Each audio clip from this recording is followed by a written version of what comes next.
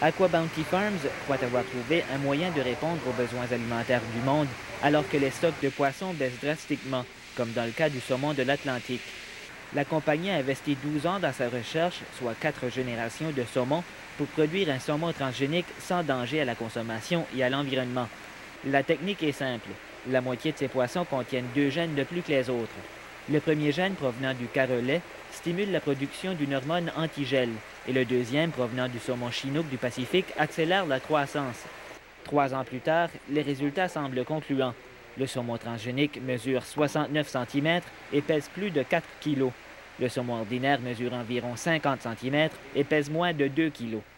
We've arrived at fish that grow up to 4 times faster during their early stages of life than they otherwise would. Le président de la compagnie mère, Elliot Entis, explique que le jeune saumon transgénique grossit 4 fois plus vite. C'est un moyen de produire plus de saumon, plus vite et à des coûts moindres, puisqu'on les nourrit moins longtemps. M. Entis soutient que son saumon transgénique est moins nocif à l'environnement que le traditionnel saumon d'élevage. Le saumon élevé dans des casiers en mer est vulnérable aux épidémies. Et lorsqu'il s'échappe des casiers, il peut s'accoupler avec des saumons sauvages, changeant ainsi le bagage génétique du poisson sauvage, ce qui affaiblit ses chances de survie dans son habitat naturel. Aqua Bounty Farms dit que la réduction des coûts de production permettrait d'élever le saumon transgénique dans des cuves loin du saumon sauvage.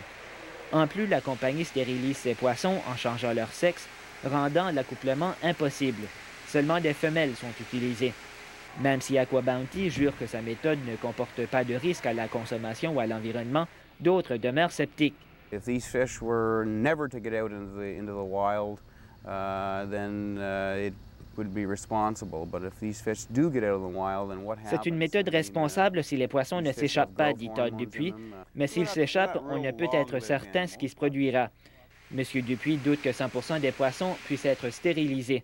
I think people are a little unfamiliar and uncomfortable with the technology until they understand it better. M. Entis dit que les gens ont peur de la manipulation génétique parce qu'elle est mal comprise. Aqua Bounty a demandé au gouvernement américain d'approuver la vente de saumon transgénique aux consommateurs.